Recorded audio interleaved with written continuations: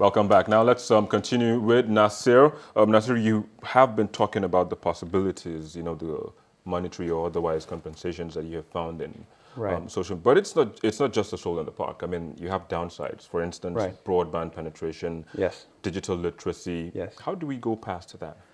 I'm like probably the most optimistic person on this topic. I think it's just a matter of time until everybody in the world can stream 4G data and enjoy video content. I think, if you look at the past, we could only consume pictures because we didn't have enough internet for videos. And now we're consuming more and more videos thanks to companies like Facebook and YouTube. And I think in the future, we'll be consuming more and more VR, like virtual reality, which takes a lot more bandwidth and a lot more internet to consume.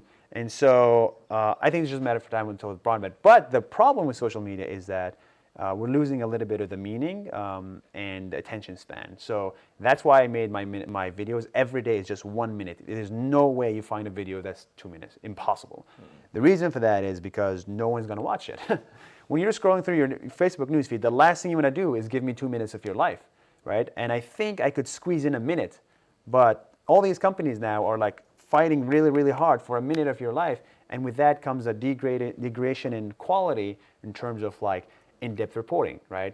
For example, I went to Badagry, and unfortunately I only had 1 minute, so I couldn't do in-depth reporting of what Badagry really is. I just had to skim the best, the top things about that place.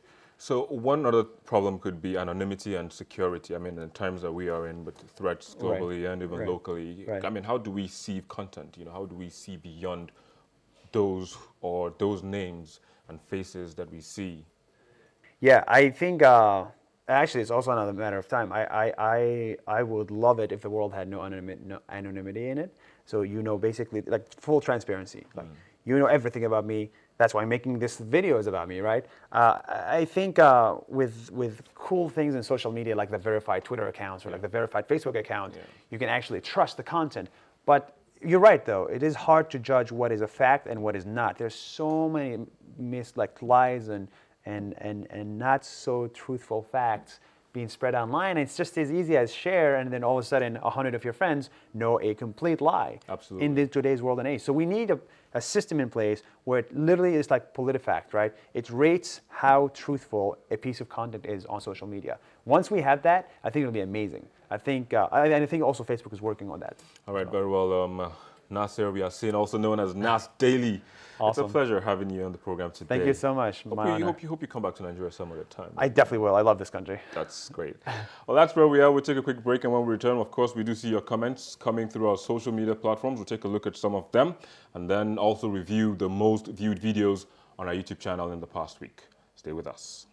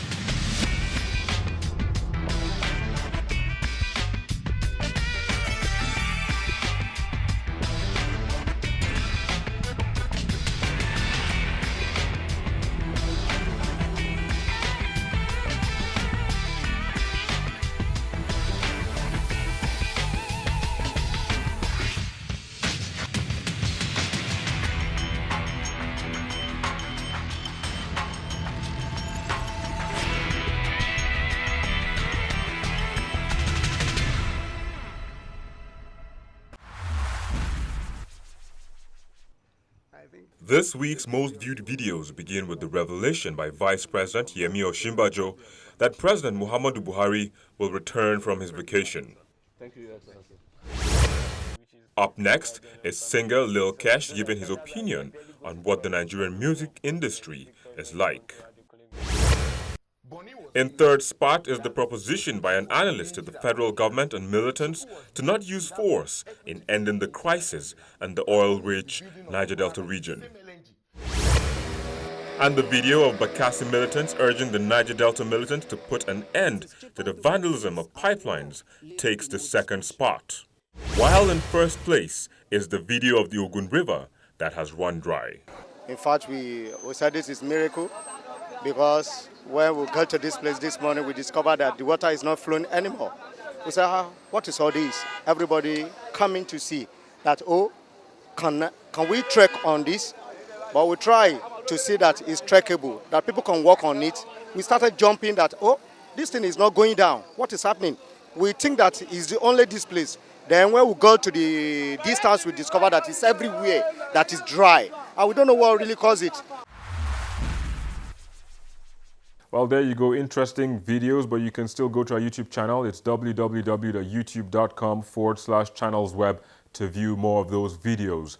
Now back to the topic of the day again. Social media, no doubt, has become a key player in the job search process today. Social media sites allow employers to get a glimpse of who prospective employers are outside the confines of a resume, cover letter, or interview. While they offer job seekers, on the other hand, the opportunity to learn about companies they're interested in, connect with current and former employees, and hear about job openings instantaneously. Among other things, social media is no longer a site for trivial updates. Take it seriously. We wrap the show on this note, but continue online via the social media addresses showing on your screen. Thank you for watching. I am Victor Matthias.